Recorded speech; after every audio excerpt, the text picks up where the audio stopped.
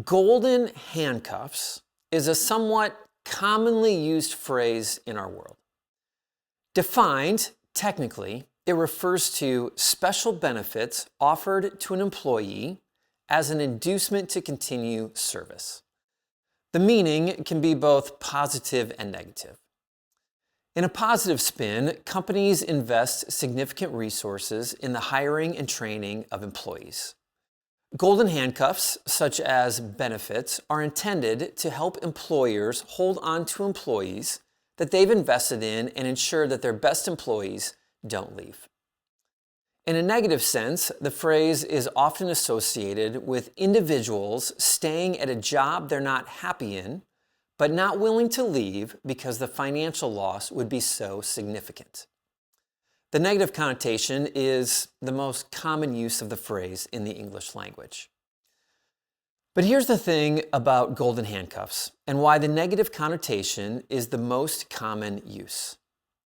Most people wearing them don't realize they're wearing them.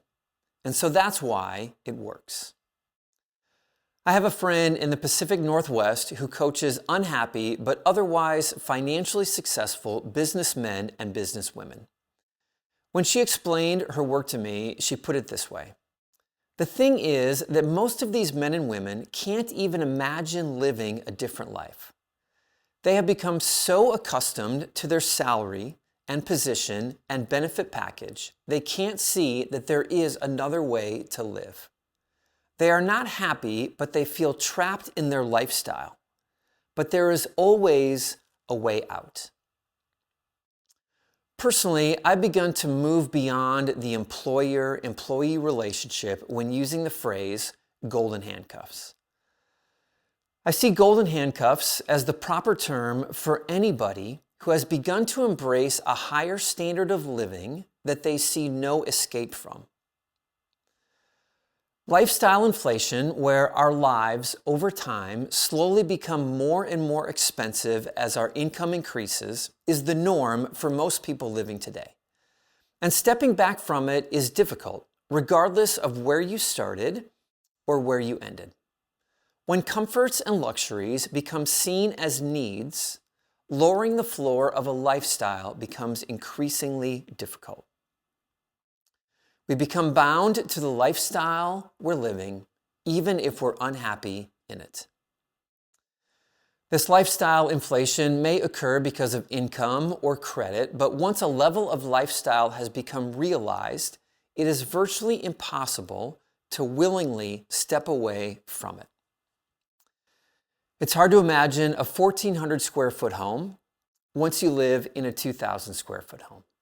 It's hard to imagine a vacation down the road can be just as enjoyable once you vacation in Europe.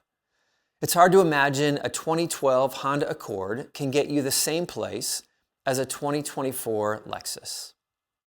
And it's hard to imagine a $20 purse can function just as well as a $200 designer handbag. As our lifestyle inflates, so does our expectation.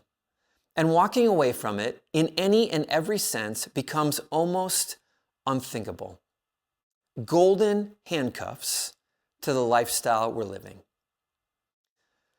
Of course, it is also important to point out that the term golden misrepresents the deceptive nature of riches and lifestyle. Whenever we throw around phrases like rich, successful, wealthy, golden, we immediately excuse ourselves from the label.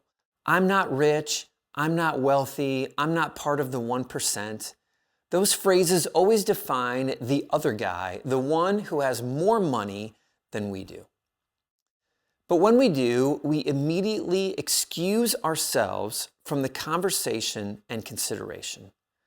The deceptive nature of the golden handcuff lifestyle we've begun living goes unrecognized. My life isn't golden, it's just middle of the road. My house isn't too big, it's just the size we need. My car isn't too expensive, it's what I deserve. I don't buy things I don't need, I need everything I own. I can't be wearing golden handcuffs, I'm just barely paying my bills.